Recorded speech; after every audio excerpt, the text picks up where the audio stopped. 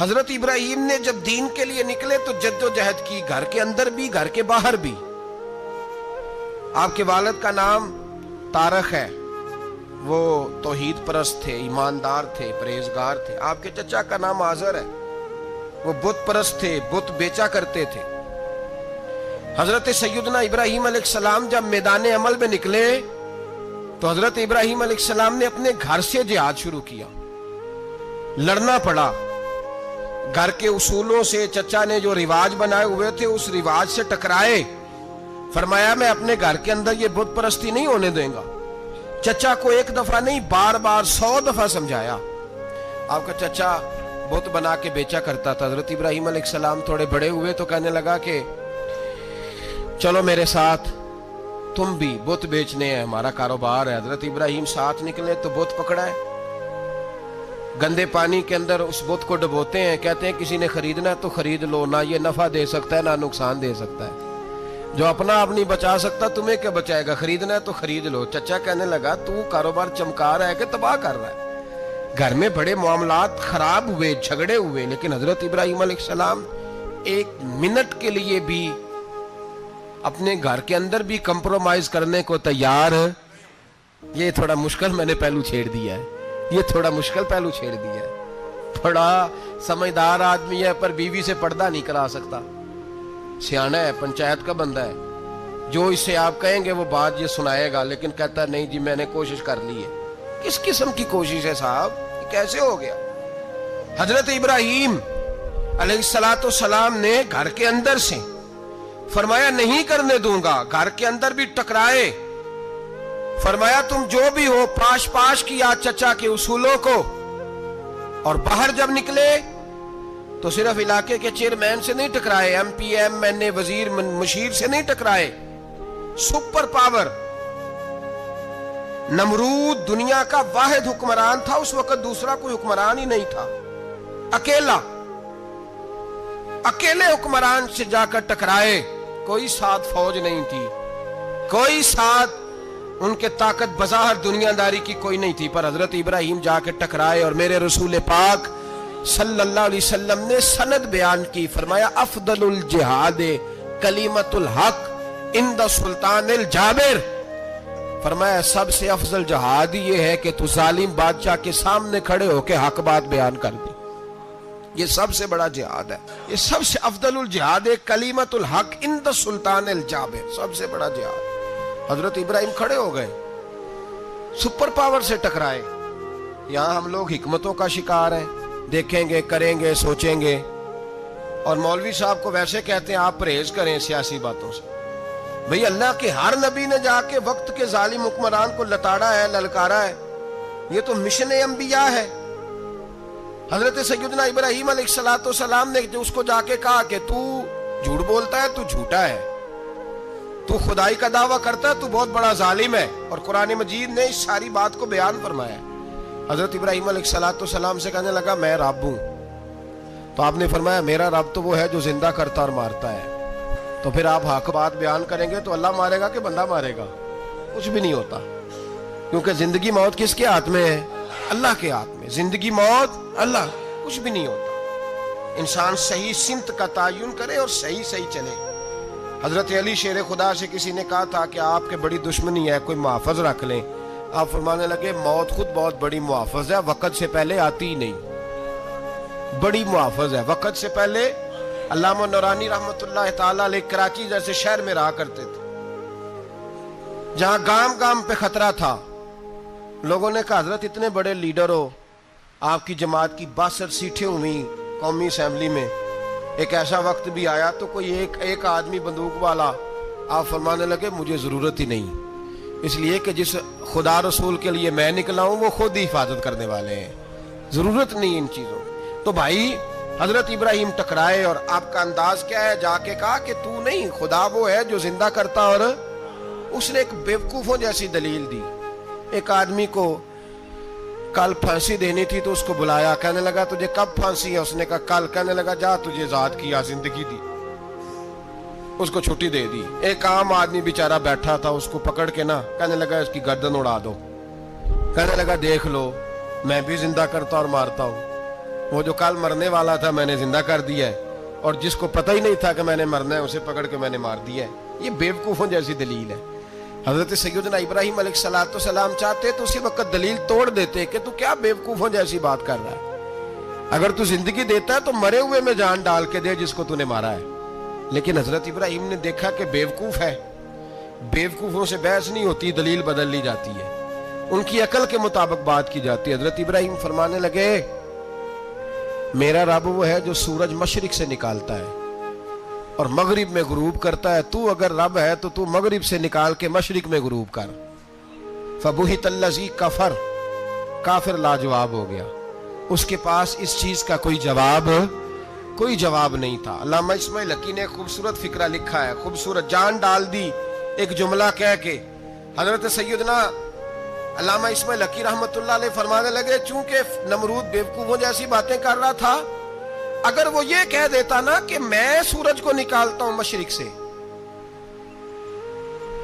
میں غروب کرتا ہوں معاذ اللہ مغرب میں میں نکالتا ہوں، تو آپ اپنے رب سے کہیے کہ وہ مغرب سے نکال کے مشرق میں غروب کرے۔ علامہ اسماعیل حقی فرماتے ہیں رب کریم کی آواز قدرت تھی، مالک حضرت ابراہیم علیہ السلام کے اس، اگر وہ کہہ دیتا اور حضرت ابراہیم دعا کر دیتے تو رب کریم نے فرشتوں کو تیار بٹھایا ہوا تھا، فرمایا اگر یہ کہہ دے میرے خلیل سے کہ سورج مغرب سے نکال کے مشرق میں غروب کرنا ہے تو تیار رہنا، جس طرح خلیل کہیں گے ویسے ہی کر دیں گے۔ واتخذ اللہ ابراہیم خلیلا، ابراہیم ہمارا دوست جو ہوا، جیسے کہے گا ویسے کر دیں گے۔ حضرت سیدنا ابراہیم علیہ السلام کی باتوں کا جب جواب نہ دے سکا، دلیل نہیں بندہ دیتا، پھر لڑائی کرتا ہے، پھر جھوٹے موٹے اعتراض کرتا ہے، دلیل ختم ہوتی ہے تو لوگ ذاتیات پہ اترتے ہیں، کہتے ہیں یہ کھانستا صحیح نہیں، دیکھتا صحیح نہیں، دلیل ختم، اب ذاتیات پہ اترے، کہنے لگے مجھے پتہ چلا ہے کہ یہ فلانی جگہ گیا تھا تو وہاں جا کے اس نے اس طرح کیا ہے، پھر لوگ ذاتیات پہ اترتے ہیں، جب دلیل کا جواب دلیل سے نہیں دے پاتے پھر ذاتیات پر اتر کر حملے کرتے ہیں۔ حضرت ابراہیم کے دلائل کا جواب نمرود نہ دے سکا تو کہنے لگا کہ اس کو آگ میں ڈال دو۔ قوم گئی ہوئی تھی ساری، آپ نے بات سنی ہوئی ہے، میں نے صرف اشارہ دینا ہے، میلے پہ تو حضرت سیدنا ابراہیم علیہ السلام نے سارے بت توڑ دیے، کلاڑا بڑے بت کی گردن پہ رکھا، واپس آئے کہنے لگے بت کس نے توڑے ہیں؟ تو فرمایا اس سے پوچھ لو جس کی گردن پہ کلاڑا ہے۔ کہنے لگے یہ تو بول ہی نہیں سکتا، تو فرمانے لگے بڑے بیوقوف ہو جو بولتا ہی نہیں، سنتا ہی نہیں، اپنا آپ نہیں بچا سکتا، اس کی پوجا کرتے ہو؟ کہنے لگے پکڑو دلیلیں ختم ہو گئی، اس کو آگ میں ڈالو۔ بہت بڑی حویلی 45 فٹ مربع پہ مشتمل ایک حویلی بنائی گئی اور 45 فٹ اونچی۔ مختلف روایات، علامہ اسماعیل حقی کہتے ہیں کہ 3 مہینے تک نمرود نے کہا کہ اس کے اندر لکڑیاں ڈالو۔ لوگ پوچھنے لگے کتنی دنیا جلانی ہے؟ کہنے لگا بندہ تو ایک جلانا ہے، پر بندہ بڑا تگڑا ہے، ایک بندہ۔ 3 مہینے لکڑیاں ڈالی گئیں، اور لوگوں کی جو تہمات ہوتی ہیں نا وہ بڑی عجیب ہوتی ہیں۔ تہمات میں نے بڑی تفصیل سے رمضان المبارک میں گفتگو کی تھی، بدشگونی، تہمات لوگ لیتے ہیں، اس وقت بھی لوگ تہمات کا شکار ہو گئے، عقیدہ بگڑ جاتا ہے تو وہ عجیب و غریب باتیں کرنے لگتا ہے، تہمات کا شکار ہو گئے۔ بیبیاں نظر مانتی، میں بیمار ہوں، اگر صحیح ہو گئی تو اتنے من لکڑی دوں گی حضرت ابراہیم کی آگ جلانے کے لیے۔ ایک عورت لے کے جا رہی ہے لکڑیاں، تو ایک نیک دل آدمی نے اس سے پوچھا کہاں جا رہی ہو؟ کہنے لگی میں نے منت مانی تھی تو حضرت ابراہیم علیہ السلام کو معاذ اللہ جلانے کے لیے لکڑیاں لے کے جا رہی ہوں۔ تو وہ رب کریم کے بندے کہنے لگے تو ڈھونڈتی رہے گی، تجھے وہ جگہ ملے گی نہیں۔ وہ بی بی کئی مہینے گھومتی رہی، جگہ ہی نہیں ملی جہاں لکڑیاں ڈالنی، ماری گئی۔ تہمات کا شکار ہوئے بہت سارے لوگ، تہمات کا۔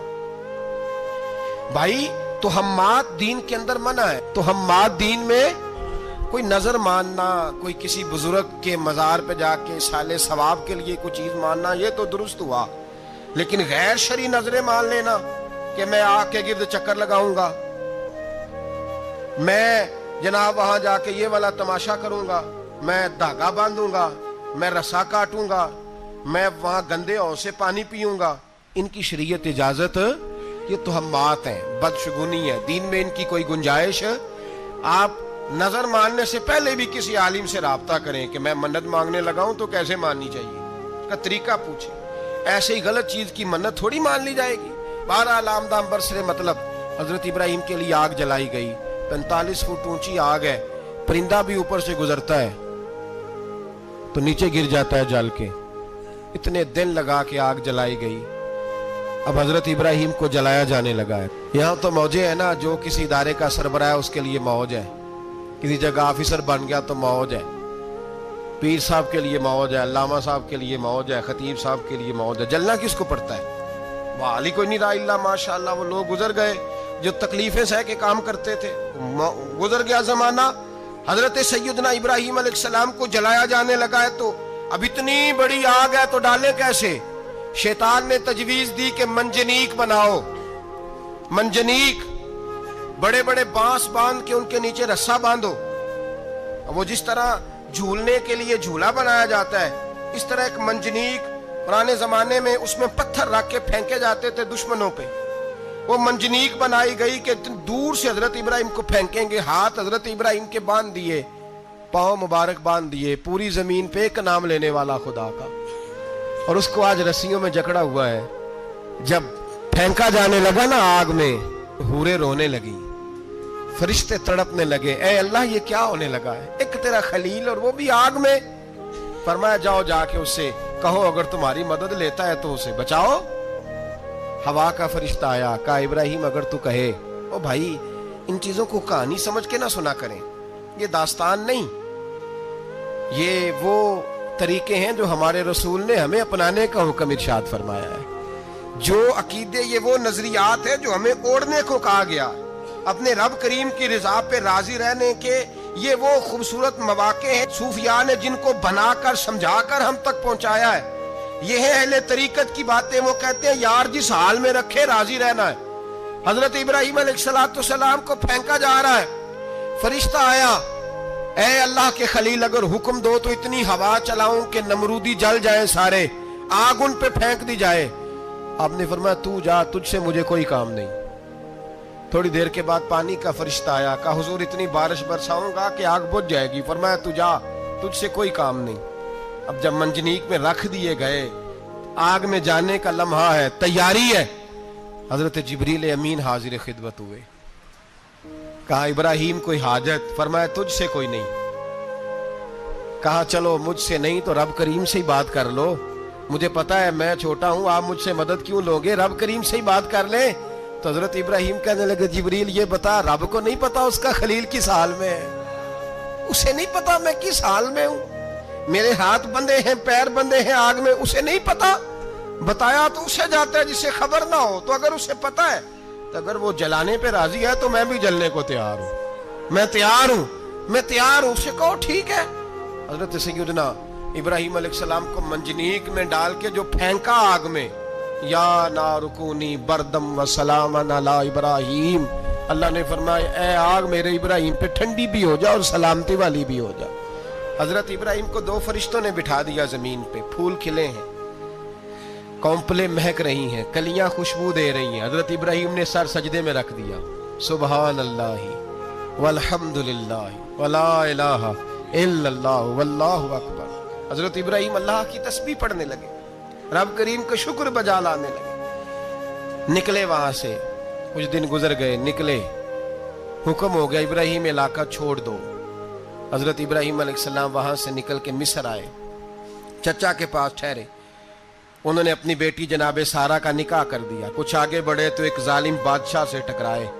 उसने एक शहजादी, एक बादशाह की बेटी कैद की हुई थी, जनाबे हाजरा नाम था, उनको कैद से छुड़ा के साथ लाए। हजरत लूत अलैहिस्सलाम भी साथ। ये 4 लोगों का काफिला चला, फलस्तीन में जाके पड़ाव डाला, घर बार छोड़ा, तबलीग शुरू हुई। हजरत इब्राहिम के घर में 2 खवातीन है, एक आपकी बीवी हैं, एक हजरत हाजरा है। औलाद कोई नहीं, बड़ा मेवा है मीठा। घर वही आबाद होता है जिसमें बच्चे रोते हैं, घर होता ही वो है जिसमें बच्चों की चंचनाहट होती है, भिन भनाहट होती है। हजरत इब्राहिम ने एक बच्चा रोते हुए देखा तो आंखों में आंसू आए, कहने लगे रब्बी हबली मिनस सालिहीन, या अल्लाह मुझे भी नेक औलाद अता कर दे। हजरत सारा ने सुन लिया, कहने लगी इब्राहिम شاید میرے بطن سے تو آپ کو نصیب نہیں، ہاجرہ سے نکاح کر لو۔ جناب ہاجرہ سے نکاح ہوا۔ اللہ تو بڑا بے نیاز ہے، رب کریم نے حضرت اسماعیل جیسا خوبصورت بیٹا عطا فرمایا۔ بیٹا کالا سیاہ بھی ہو تو سینے کی ٹھنڈک ہوتا ہے، پر یہ تو وہ بیٹا ہے جس کی پیشانی میں نور محمدی چمکتا ہے صلی اللہ علیہ وسلم۔ حضرت سیدنا اسماعیل علیہ اتنے خوبصورت۔ اب جس بیوی کے ہاں بیٹا تھا، بیٹھنا اٹھنا بھی زیادہ اس کے پاس، آنا جانا بھی اس کے پاس، توجہ ادھر ہو گئی۔ جناب سارا رشک کرنے لگی، ایک دن کہنے لگی اسے چھوڑ آ جنگل میں، وادی غیر ذی زرع مکے کے پاس۔ بھائی ایک بیٹا عالم دین بنا لو۔ کہنے لگا روٹی کہاں سے کھائے گا؟ تیرے 5 بیٹے ہیں، کو حافظ قرآن بنا، کہتے روٹی کہاں سے کھائے گا؟ وہ بچہ بھی کہتا ہے میں کہاں سے کھاؤں گا؟ حضرت ابراہیم علیہ السلام تو چند مہینے کا بچہ چھوڑ آئے، تو کہاں سے روٹی کھائی حضرت اسماعیل نے؟ کہاں سے کھائی ان کی اماں نے روٹی؟ بھوکے مر جاتے ہیں یہ سارے۔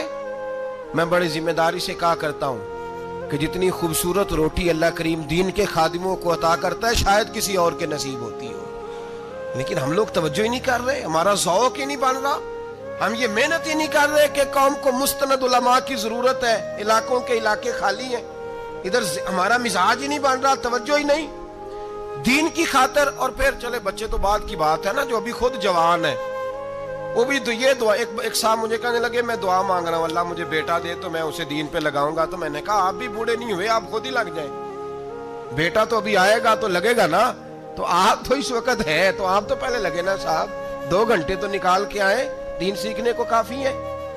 آپ اتنی لمبی سوچ رہے ہیں کہ بچہ آئے گا تو بڑا ہوگا تو وہ جائے گا تو دیکھی جائے گی، ابھی تو آپ ہیں تو آپ تو آؤ۔ حضرت ابراہیم نے بچہ وہاں چھوڑا۔ یہاں سے جو عمرہ کرنے لوگ جاتے ہیں نا، جو حج کرنے جاتے ہیں، ان کو پتا ہے کہ وہاں دنیا کی ہر نعمت ملتی ہے، پھر بھی ڈبل ٹرپل پیسے لوگ جیبوں میں ڈال کے جاتے ہیں۔ حضرت ابراہیم جب وہاں لے کے گئے تو کوئی انسان نہیں تھا، پانی کا قطرہ نہیں تھا، 2 کلو کھجوریں، 1 مشکیزہ، بیوی کو تھمایا۔ ہمارے گھر میں ہزاروں چیزیں پڑی ہیں، لیکن وہ جو توکل ہے نا وہ ختم ہو گیا ہے۔ اللہ دے گا، حلال حلال پہ قناعت کرے، جائز جائز پہ بھروسہ کرے، رب کریم عطا کرنے والا ہے، وہ مزاج ختم ہو گیا۔ حضرت سیدنا ابراہیم علیہ السلام 2 کلو کھجوریں، 1 مشکیزہ پانی کا دے کر کے، اور وہاں بٹھایا آپ نے اپنے بچے کو اور اپنی زوجہ جناب ہاجرہ کو، اور بٹھا کر کے یہ واپس پلٹنے لگے تو حضرت ہاجرہ سلام اللہ علیہ نے آواز دی، کہا ابراہیم کس کے سہارے پہ چھوڑ کے جا رہے ہیں؟ جہاں آب زمزم کا کنواں ہے نا، جو لوگ گئے ہیں جنہوں نے صفا مروہ کی صحیح کی ہے، صفا مروہ سے باہر نکلے نا، سرکار کی ولادت کا مقام ہے، اس جگہ پہ آب زمزم کا کنواں تھا، وہاں حضرت سیدنا ہاجرہ کو بٹھایا، کوئی چیز نہیں، کوئی درخت نہیں، کوئی کھیت نہیں، کوئی پانی نہیں، کوئی کنواں نہیں، وہاں بٹھایا اور بٹھا کر کے نکلنے لگے تو جناب ہاجرہ فرمانے لگی ابراہیم کس کے سہارے پہ چھوڑ کے جا رہے ہو؟ کہنے لگے اللہ کے سہارے پہ۔ تو پاک باز بی بی نے ایک لفظ پوچھا، کہا ابراہیم یہ میرے رب کا حکم ہے، یہ میرے، بس جن کا عقیدہ توحید مضبوط ہو ان کے لیے ایک جملہ کافی ہوتا ہے، یہ میرے اللہ کا حکم ہے۔ تو جناب ابراہیم علیہ السلام فرمانے لگے ہاجرہ ہاں رب کا حکم ہے۔ جب یہ لفظ کہے تو چاہیے تھا نا حضرت ابراہیم تسلی دیتے، تو بی بی صاحبہ تسلی دینے لگی، عرض کرنے لگی ابراہیم اگر اللہ کا حکم ہے تو پھر آپ ہماری فکر نہ کرنا، اگر یہ رب کا حکم ہے تو پھر ہماری فکر نہ کرنا، جس رب نے ہمیں یہاں تک پہنچایا ہے وہ ہمیں کبھی بھی ضائع نہیں فرمائے گا، پھر فکر نہ کرنا۔ حضرت ابراہیم آ گئے، بات آپ نے سنی ہوئی ہے، اشارہ کرنا مقصود ہے۔ 13 سال میں چلے مان بھی لیا جائے بعض روایات کی روشنی میں کہ آتے جاتے بھی رہے، لیکن مکمل دیکھ بھال اپنے بچے کی پرورش میں پورا حضرت ابراہیم علیہ السلام کا کردار، سارا کردار ماں کا تھا۔ میں جب خواتین کے بارے میں کوئی بات کرتا ہوں تو میں آپ کو اکثر کہتا ہوں کہ یہ صرف بیوی کے لیے حکم نہیں ہوتا، یہ ٹریننگ بیٹی کو دینی ہے اور بہن کو دینی ہے، یہ تربیت کرے اپنے گھر میں۔ میں تجربے کی روشنی میں یہ بات عرض کیا کرتا ہوں کہ بھائی بچے باپ کے فرما بردار اس وقت ہوتے ہیں جب اماں انہیں باپ کا فرما بردار کرتی ہے، اور بچے باپ کے نافرمان بھی تب ہوتے ہیں جب اماں انہیں باپ کا، میں نے اپنے کانوں سے سنا ایک دفعہ ایک بچہ اپنے باپ سے کہہ رہا ہے آپ نے تو ساری زندگی باہر گزار دی، پیسے کمانا کون سا مشکل کام ہے، دکھ سکھ تو سارے اماں نے برداشت کیے، سکولوں میں وہ جاتی تھی، فلانا کام وہ کرتی تھی، فلانا کام۔ اب یہ سوچ اس کی ذاتی تو نہیں، یہ اس کو دی گئی ہے۔ اور اگر اس کو یہ سوچ دے دی جائے کہ اماں کہے کہ میں تو اپنوں میں رہی ساری زندگی، میں نے تو اپنوں میں وقت گزارا، اور تیرا باپ تو کئی دفعہ جنازے بھی نہیں پڑھ سکا، اس نے تو ماں باپ ایسے دفن کر دیے، وہ اگر یہ سوچ فراہم کرے تو پھر بچہ باپ کا فرما بردار ہوتا ہے۔ اور یہ والی روایتیں ہم بیوی کو سناتے ہیں، حالانکہ کس کو سنانی چاہیے؟ بولیے، بہن اور بیٹی کو، بہن اور بیٹی کو سنائیں یہ باتیں، ان کو سمجھائیں، تاکہ آگے جا کے وہ جو گھر ترتیب دیں وہ گھر بڑا عمدہ اور نکھرا ہوا ہو۔ حضرت سیدنا ابراہیم 13 سال کے بعد آئے، چونکہ گھر میں اللہ تبارک و تعالیٰ کی دوستی کا چرچا تھا، اللہ تبارک و تعالیٰ کی محبوبیت کا غلبہ تھا۔ 13 سال کے بعد فلما بالغ معہ سعیا، بیٹا جب اتنا بڑا ہوا کہ ساتھ چلنے لگا، تو حضرت ابراہیم نے اپنے بیٹے کو بلا کے کہا بیٹا مجھے خواب آئی ہے، میں تجھے ذبح کر رہا ہوں، تیری کیا رضا ہے؟ تو حضرت اسماعیل کہنے لگے یا ابت افعل ما تؤمر، ابا جی اللہ جیسے حکم دیتا ہے میرے ساتھ ویسے ہی کریں، جیسے اللہ حکم دیتا ہے ویسے ہی، بولیے، ویسے ہی کریں۔ حضرت حاجرہ کو کہا کہ ایک دوست نے دعوت کی ہے تو وہاں جا رہے ہیں، بی بی مطمئن ہے، تفصیلات کی ضرورت نہیں، ختم بات، اعتبار ہے، مطمئن ہو گئی۔ شیطان پیچھے سے آیا اماں کے پاس، ذرا تھوڑی دیر کے لیے تصور جمائیے، یہاں تو پڑوسن آ کے کوئی بات بتا دیتی ہے خاوند کے بارے میں تو کئی مہینے جھگڑا جاری رہتا ہے، پڑوسن محلے دار۔ شیطان نے آ کے بتایا لفظ کیا ہے؟ کہا حضرت تمہیں پتا ہے کہاں جا رہے؟ کہا دوست کی دعوت میں۔ تو کہنے لگے دوست کون ہے؟ رب کریم، اور ابراہیم کا خیال ہے کہ اس رب نے مجھے حکم دیا ہے کہ میں ذبح کروں۔ تو حضرت حاجرہ کہنے لگی کبھی باپ بھی بیٹے ذبح کرتے ہیں؟ شیطان کہنے لگا ان کا خیال ہے کہ ان کے رب نے حکم دیا ہے۔ جناب حاجرہ فرمانے لگی اگر رب نے حکم دیا تو پھر تو مجھے شیطان لگتا ہے، تو مجھے شیطان لگتا ہے۔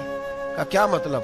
فرمانے لگی اگر رب کریم کا حکم ہے تو میرے پاس ایک اسماعیل ہے، اگر 1000 بھی ہوتے میں سارے اللہ کے راستے میں پیش کر دیتا، دے دیتی، مالک کا ہی تو ہے سارا کچھ، اسی کا ہے، اس میں لیت اللہ کی کیا گنجائش؟ حضرت سیدنا ابراہیم علیہ السلام نے بیٹے کے حلق پہ چھری رکھ بھی دی اور چھری چلا بھی دی، رکھ بھی دی، اور وہ تو اللہ کریم نے فرمایا یا ابراہیم قد صدقت الرؤیا، ابراہیم تو نے خواب سچا کر دکھایا، وہ قیامت تک تیرا نام رہے گا۔ حضرت ابراہیم نے وطن بھی دیا، جان بھی دی، بیٹا بھی، اللہ کریم نے دمبے دیے، فرمایا یہ فدیہ ہے۔ اب یہ قربانی قیامت تک حضرت ابراہیم کے طریقے کے مطابق جاری ہے۔ حضرت ابراہیم بہت بڑے مہمان نواز تھے، بہت بڑے۔ آپ جب مصر میں قیام تھا تو بڑے بڑے لمبے چوڑے لنگر پکتے تھے، لوگ آیا جایا کرتے تھے، بڑا تفصیل کے ساتھ کھانا ہوتا تھا۔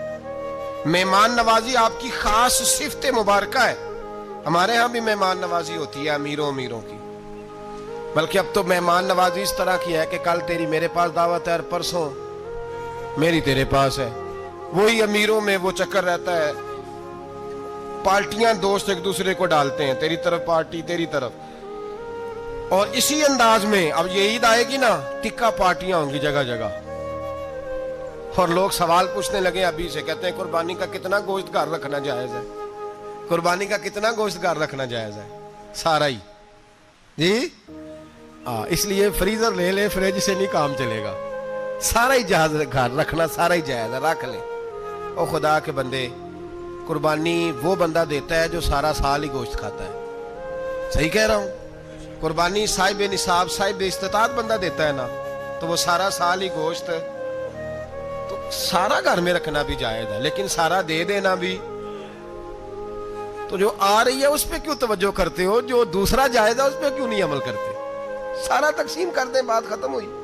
یقین کریں محرم میں جا کے دوست ٹیلی فون کر کے سوال پوچھتے ہیں، کہتے ہیں صاحب سنا ہے قربانی کا گوشت محرم میں کھانا جائز نہیں، میں کہ نہیں ربیع الاول چ بھی جائز جے، رجب رمضان تک کھاؤ، کوئی بندہ نہیں منع کرتا، اس لیے کہ کسی کو دینا تو پسند ہی نہیں، یا پھر اس میں سے جو خاص چیزیں ہیں وہ اپنی فریج میں، اور باقی جو ہے وہ دوسروں کے لیے۔ یہ کیا طریقہ ہے ہمارا؟ اور اسی پہ عمل ہے. اللہ تبارک و تعالی ہمیں سمجھنے کی توفیق عطا فرمائے. حضرت ابراہیم بہت بڑے مہمان نواز تھے. صرف قربانی نہیں دیتے تھے, سارا سال بہت سارا لنگر, بہت سارا کھانا پینا, بہت ساری چیزیں جاری رہتی تھی. اور جتنے غریب لوگ تھے فلسطین کے, ان کو پتا تھا کہ حضرت ابراہیم علیہ السلام کا لنگر جاری ہے. فلسطین میں جب آپ کا قیام تھا, ایک دفعہ ڈھیروں مہمان آ گئے اور کھانے کو کوئی چیز نہیں. حضرت سارہ اور جناب ہاجرہ دونوں اس وقت موجود تھیں. وہ کہنے لگی ابراہیم بہت سارے مہمان آ گئے تو کیا کریں؟ جناب سارہ کہنے لگی کس طرح کر کے ان کی مہمان نوازی کرنی. اور حالات یہ ہیں کہ قحط پڑا ہوا ہے فلسطین میں, مصر میں, دور دراز علاقوں میں. تو حضرت ابراہیم کہنے لگے یہ اللہ کے مہمان ہیں اور ہمیں رب کریم کا بندہ سمجھ کے آ گئے, اللہ ہی بندوبست کرے گا. فرمانے لگے میرا مصر میں ایک دوست ہے, وہ قحط کے دنوں میں غلہ جمع کر لیتا ہے, میں اس کی طرف پیغام بھیجتا ہوں, مجھے امید ہے وہاں سے غلہ ملے گا. 2 3 5 اونٹ والے غلام بلائے اور ان کو کہا کہ جاؤ غلہ لے آؤ مصر کے دوست سے. وہ لوگ کہتے ہیں ہم غلہ لینے گئے, وہاں جب پہنچے تو حضرت ابراہیم خلیل اللہ علیہ السلام کا پیغام دیا تو آپ کا وہ دوست کہنے لگا غلہ تو بے شمار تھا, مجھے خبر نہیں تھی کہ حضرت ابراہیم کا پیغام آئے گا, تو میں تو سارا تقسیم کر چکا ہوں. لوگ لے گئے, اب تو کوئی شے نہیں. اب وہ خالی آ گئے 5 کے 5 اونٹ. جب خالی آئے تو حضرت ابراہیم کی حویلی کی دیواریں چھوٹی چھوٹی تھیں. ان غلاموں میں سے, خادموں میں سے, آپ کے ان چاہنے والوں میں سے ایک کہنے لگا یار وہ غریب تو انتظار کر رہے ہوں گے کہ غلہ لینے گئے ہیں, ہمیں روٹی ملے گی. چھوٹی چھوٹی دیواریں ہیں, وہ جب دیکھیں گے نا خالی آ گئے تو انہیں تکلیف ہوگی. اس طرح کرو بوریوں میں ریت بھر لیتے ہیں, ریت بھر کے لے جاتے ہیں, بعد میں اندر رکھ کے انہیں سمجھا بہلا لیں گے یا حضرت ابراہیم کو بتائیں گے, وہ خود ہی ان لوگوں کی دل جوئی فرمائیں گے. اب غلہ کی جگہ ریت بھر کے اونٹوں پہ رکھ کے لائی گئی. لا کے بوریاں جب رکھ دی گئیں, حضرت ابراہیم علیہ السلام دوپہر کے وقت آرام فرما رہے تھے. بی بی سارہ اٹھی, کہتی ہیں جب میں نے دیکھا نا کہ بوریاں پہنچ گئی ہیں تو گئی, غلام کو ساتھ لیا اور اس کو جب کھولا نا تو کہتی اتنی حسین گندم میں نے پہلے کبھی دیکھی نہیں تھی, اتنا پیارا دانا میں نے کبھی ملاحظہ ہی نہیں کیا تھا. فرماتی ہیں جب اس کو پیس کر چکی میں روٹیاں پکائیں تو خوشبو دور دور تک پھیل گئی, اعلیٰ غذا بنی. بڑے بڑے کھانے بیبیوں نے مل کے پکائے, چن دیے گئے. حضرت ابراہیم اٹھے تو لوگ کھانا کھا رہے, سجدہ شکر ادا کیا, اور جب سجدے میں گئے تو وہی آنے لگی, پھر رونے لگے. جب پلٹ کر باہر تشریف لائے تو جناب سارہ کہنے لگی ابراہیم تمہارا مصری یار بڑا اچھا ہے, اس نے اتنی اعلیٰ گندم بھیجی ہے کہ اتنی تو میں نے پیاری گندم کبھی دیکھی نہیں. جناب ابراہیم مسکرائے, فرمانے لگی سارہ یہ مصری یار نے نہیں بھیجی, یہ میرے عرشی یار نے بھیجی ہے, یہ میرے عرشی یار نے بھیجی ہے. بھائی مہمان نوازی مزاج تھا, ہاتھ لٹا دینا مزاج تھا, دوسروں کی اشک شوئی مزاج تھا. حضرت ابراہیم علیہ السلام کا طریقہ ہے قربانی, حضور نے ان کا طریقہ بیان کیا. اگر سال کے بعد قربانی دینا ان کا طریقہ ہے تو سارا سال غریبوں کو روٹی دینا بھی حضرت ابراہیم کا طریقہ ہے. سارا سال غریب کی نوکری کرنا یہ بھی حضرت ابراہیم کا طریقہ ہے. بھوکے کو کھانا کھلانا یہ بھی. میرے مصطفیٰ کریم سید عالم صلی اللہ علیہ وسلم سے صحابہ نے پوچھا حضور بہترین مسلمان کون ہے؟ بہترین مسلمان تو حضور نے فرمایا جو سلام لینے میں پہل کرے اور غریب کو روٹی کھلانے میں سب سے اچھا ہو, وہ بہترین مسلمان ہے, زبردست مسلمان. ہمارے ہاں دعوتیں ہوتی ہیں تو امیروں کی, افطاریاں ہیں تو امیروں کی, اور میرے مصطفیٰ کریم علیہ السلام نے فرمایا بدترین دعوت ہے جس میں امیر بلائے جائے غریب نہ بلائے جائے, وہ بدترین دعوت. حضرت ابراہیم کا طریقہ رہا ساری زندگی مہمان نوازی. اور دوسرا ان کا مزاج تھا, اللہ سے پیار ہو گیا تھا نا. جب رب کریم سے محبت ہوتی ہے نا اور محبت کا احساس ہوتا ہے دل میں, پھر سجدے لمبے ہوتے ہیں. عام آدمی تو نماز بھی نہیں پڑھ سکتا, اسے خدا سے محبت ہوتی ہے وہ تہجد بھی نہیں چھوڑ سکتا.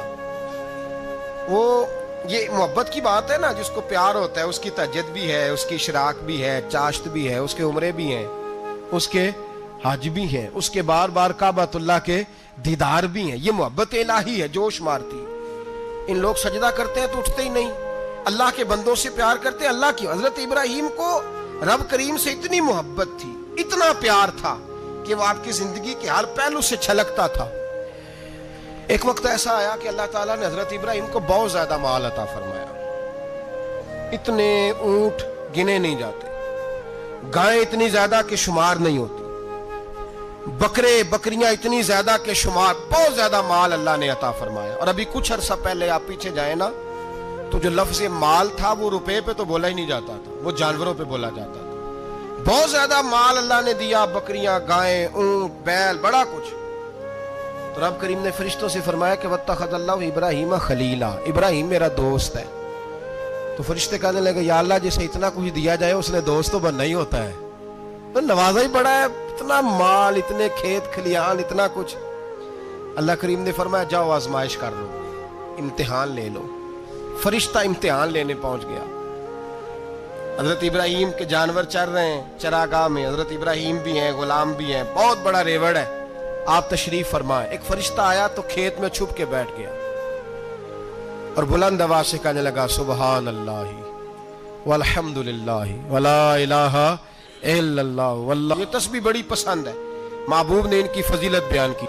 अब वो हजरत सैयदना इब्राहिम अलैहिस्सलाम खड़े थे तो वो खेत में बैठ के तस्बीह पढ़ने लगा, सुबहान अल्लाह वल्हम्दुलिल्लाह वला इलाहा इल्लल्लाह।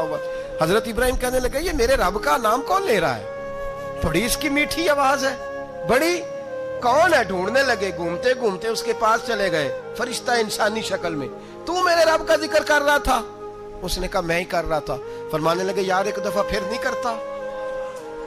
तो कहने लगा इब्राहिम पहले तो मैं अपनी मर्जी से कर रहा था, तू कहता है तो पैसे लगेंगे, पैसे हैं तो कर देता हूं। हजरत इब्राहिम कहने लगे बोल तू क्या लेगा, मेरे अल्लाह का जिक्र सुनाने का क्या लेगा? कहने लगा जितनी बकरियां आप चरा रहे हैं सारी दे दे तो मैं अल्लाह का जिक्र सुना देता हूं। आपने फरमाया बस जा तेरी सारी हुई, मेरे रब का जिक्र सुना। और फिर शुरू हो गया सुबहान अल्लाह अल्हम्दुलिल्लाह वला इलाहा इल्लल्लाह वल्लाहु अकबर। हजरत इब्राहिम अलैहिस्सलाम कैफ में, यार फिर जरा सुना, ना इल्मा विच फसा सानू, तू यार दी गल सुना सानू, जरा दोबारा सुना। फिर सुनाया, एक दफा फिर कहा। फरिश्ता कहने लगा बस जी आपके पैसे पूरे हो गए। हजरत इब्राहिम कहने लगे चल एक दफा और सुना। कहने लगा पैसे लगेंगे, तो क्या लेगा? कहने लगा गायें भैंसें सारी मेरी। फरमाया बस यार इतनी कीमत, तू सुना सही, सारा कुछ ही तेरा। फिर शुरू हो गया सुभान अल्लाह वल्हम्दुलिल्लाह वला इलाहा इल्लल्लाह वल्लाहु अकबर। गायें दे दी, भैंसें दे दी, वो जिक्र सुनाता है। हजरत इब्राहिम कभी मचलते हैं, कभी रोते हैं, कभी आहें भरते हैं, तू मेरे रब का नाम ले रहा है, जरा फिर से ले। कैफ जारी है। कहने लगा बस भाई। हजरत इब्राहिम फरमाने लगे तू और ले ले जो लेना है, मुझे जिक्र सुना। उसने कहा इब्राहिम बकरियां मैं ले चुका, गाय भैंसे मैं ले चुका, ऊंट रह गए, सारे ले लूंगा फिर जिक्र सुनाऊंगा। फरमाया जा तेरा हुआ तू जिक्र सुनाता रहे, मैं देता हूं। दे दिया, कुछ देर जिक्र किया तो अब खामोश हो गया। हजरत इब्राहिम खलीलुल्लाह अलैहिस्सलाम फरमाने लगे जिक्र सुना। कहने लगा इब्राहिम अब तेरे पास देने को क्या है, हर चीज तो मैं ले चुका। आप फरमाने लगे ये गाय भैंसे बकरियां चराने के लिए तुझे कोई नौकर मुलाजम भी तो चाहिए ना, तो इस तरह कर मुझे रख ले, मैं रोटी नहीं मांगूंगा, खाना नहीं मांगूंगा, तो अल्लाह का जिक्र सुनाता रहना, मैं तेरे जानवरों की नौकरी करता रहूंगा। हजरत इब्राहिम अलैहिस्सलाम ने जब ये कहा ना, फरिश्ते की आंखों में आंसू आ गए। तरदामनी पे शेख हमारी ना जाइए, हम दामन निचोड़ दें तो फरिश्ते वुजू करें। फरिश्ता रो पड़ा और कहने लगा इब्राहिम मुझे सीने से लगाओ, आप वाकई इस काबिल है कि अल्लाह आपको अपना दोस्त बनाए, वाकई इस काबिल है कि रब आपको अपना। हजरत इब्राहिम अलैहिस्सलाम का खुदा से मोहब्बत करने का निराला अंदाज। और मेरे भाई यही मोहब्बत उन्हें मेरे मुस्तफा से भी थी। एक नबी घर बना रहा है, दूसरा बनवा रहा है। हजरत इस्माइल अलैहिस्सलाम पत्थर उठा उठा के ला रहे हैं, जनाब इब्राहिम बना रहे हैं। जब खाना काबा बन गया तो कहने लगे रब्बना वब अस्फीहिम रसूला, ऐ अल्लाह अब इसे बसाने के लिए अपना आखिरी रसूल भी अता फरमा। नबी पाक फरमाते हैं मैं दुआ हूं हजरत इब्राहिम की। ये कुर्बानी हजरत इब्राहिम का तरीका है। हुजूर ने अगरचे नबी पाक की अपनी सुन्नत थी, ये भी कह सकते थे सुन्नती व सुन्नती अबीकुम इब्राहिम, मेरी सुन्नत है और तुम्हारे बाप इब्राहिम की सुन्नत है, ये नहीं फरमाया। जब सहाबा ने कहा कुर्बानी क्या है, फरमाया सुन्नती अबीकुम इब्राहिम, ये तुम्हारे बाप इब्राहिम की सुन्नत है। हर साहिब निसाब पर कुर्बानी वाजिब है। जो ज़कात का निसाब रखता हो उस पर कुर्बानी वाजिब है। یعنی ضروریات سے زیادہ اتنے پیسے جتنے پیسوں سے زکوٰۃ فرض ہوتی ہے اتنے پیسے جس آدمی کے پاس قربانی سے پہلے پہلے آ جائیں اس آدمی پر قربانی کرنا واجب ہے۔ بکرا، چھترا، دمبا 1 سال کا یا دمبا 6 مہینے کا ہو پر اتنا بڑا محسوس ہوتا ہو کہ لگے کہ 1 سال کا ہے، اس کی قربانی ہو سکتی ہے۔ جانور میں کوئی عیب نہیں ہونا چاہیے، اتنا کمزور نہ ہو کہ ذبح جہاں اسے کرنا ہے وہاں وہ چل کے جا نہ سکے، اتنا کمزور جانور نہ ہو، اس کے اندر بظاہر کوئی اتنا بڑا نقص نہ پایا جاتا ہو، کانا نہ ہو، لنگڑا نہ ہو، کوئی اس کی ہاتھ نہ کٹے ہوئے ہوں، ایسا نقص جو واضح ہو۔ بکرا 1 سال کا، گائیں اور بھینس یہ 2 سال کی، اونٹ 5 سال کا۔ اب اس میں یہ ہے کہ ہمارے بہت سارے دوست چونکہ ہم دیہاتی لوگ ہیں تو پوچھتے ہیں کہ دوندا نہیں ہے تو چوگا نہیں ہے، تو یہ ہماری پنجابی کی اصطلاحات ہیں، پنجابی کی۔ شریعت اسلامیہ نے سال بتائے ہیں، یہ تو ہم نے اپنی آسانی کے لیے یا دیہاتوں میں جو ماحول تھا اس طرح کا جانور لیں، خوبصورت جانور لیں۔ جو نصاب ہے وہ بھی میں نے آپ کو بتایا، لیکن ایک اور پہلو بھی ہے۔ نبی پاک صلی اللہ علیہ وسلم پہ زکوٰۃ کبھی فرض نہیں ہوئی، کبھی حضور پہ زکوٰۃ فرض نہیں ہوئی۔ نبی پاک صلی اللہ علیہ وسلم کے پاس اتنا سرمایہ کبھی اکٹھا ہوا ہی نہیں کہ زکوٰۃ فرض ہو، لیکن نبی پاک کے صحابہ فرماتے ہیں کہ مدینے کے 10 سالوں میں اللہ کے رسول نے ہر سال قربانی فرمائی ہے، ہر سال قربانی دی۔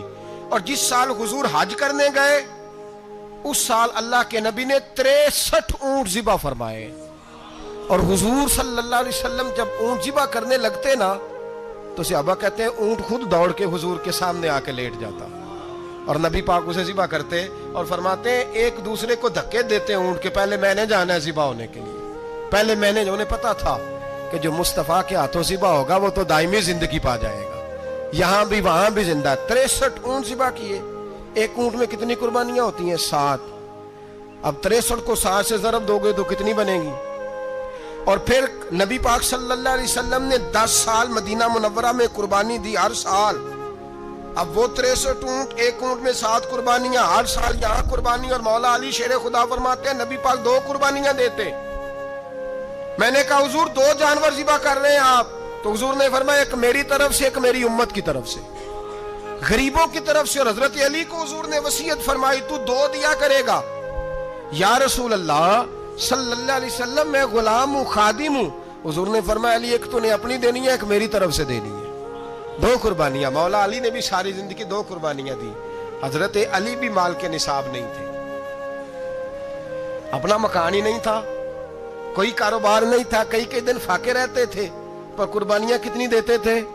2۔ ہمارے پاس ویسے اگر سسرال میں، میکے میں، کزنوں میں کچھ شادی ہو جائے تو 50-60 ہزار کا خرچہ برابر ہے، وہ پکا ہے۔ اور قربانی کی باری غریب ہو گئے، سارے غریب ہو گئے، کہتے نہیں یہاں مشکل ہے۔ او خدا کے بندے، اللہ کے ساتھ تجارت کر، اس کے رستے میں 1 دے گا، رب تجھے 70 گنا اضافہ کے ساتھ عطا فرمائے گا۔ قربانی مال کے نصاب پہ ہے۔ کوشش کیا کریں کہ اللہ کے رستے میں جب دینا ہو پھر لیت اللہ سے بچیں، خوبصورت جانور لائیں جن کو اللہ نے توفیق دی ہے، ان کے لیے نصیحت ہے جن کو اللہ نے توفیق دی۔ میں نے اپنے حضرت صاحب کو دیکھا ہے، وہ کہتے تھے کئی جانور اللہ نے بڑا نوازا ہے، کہتے ایک میرا ہے، ایک میرے ماں کا، ایک میرے باپ کا ہے، ایک میرے فلاں استاد صاحب کا، ایک میرے پیر صاحب کا ہے۔ یہ جانور غوث اعظم جیلانی کا نام کا دے رہا ہوں۔ اور پھر ایک بڑا خوبصورت جانور بندہ ہوتا اور حضرت خود ان کو چارہ ڈال رہے ہوتے، تو حضور یہ کیا ہے؟ فرمانے لگے یہ میں رسول اللہ کے نام پہ قربان کروں گا، یہ نبی پاک کے نام پر قربان کیا جائے گا۔ جن کو اللہ نے حیثیت دی ہے وہ کوشش کریں اپنے محبوب کی طرف سے بھی قربانی کریں، نبی پاک کے نام کی قربانی دے، خوبصورت سا جانور پیارا، پھر اس کی خدمت ہو، پھر اس کی قربانی دی جائے اور نبی پاک کے نام پر قربانی دی جائے۔ حضور نے خود وصیت فرمائی حضرت ابو بکر صدیق کو، قربانی بڑا حسین عمل ہے، اور میرے نبی پاک صلی اللہ علیہ وسلم نے ناراضگی بھی فرمائی، ذرا خوگر حمد سے تھوڑا سا گلا بھی سن لے۔ میرے حبیب نے فرمایا جو طاقت کے باوجود قربانی نہ کرے وہ ہماری عیدگاہ میں عید کی نماز پڑھنے نہ آئے، وہ نہ آئے۔ اور یا رسول اللہ جو کرے گا، فرمایا قربانی کے جانور کا خون کا قطرہ بعد میں زمین پہ گرے گا، اللہ اس کے سارے گناہ پہلے معاف فرما دے گا، اللہ اس کے سارے گناہوں کو بخشے گا۔ قربانی کریں، خوبصورت انداز میں کریں، اللہ کی رضا کے لیے۔ بزرگوں نے لکھا ہے 3 हिस्से करो गोश्त के, एक घर में रखो, एक रिश्तेदारों में बांटो, पड़ोसियों में बांटो, और तीसरा फकत गरीबों को दो। लेकिन मैं अक्सर ये सोचता हूँ कि हमारे यहाँ कुर्बानी करता ही वो है जिनके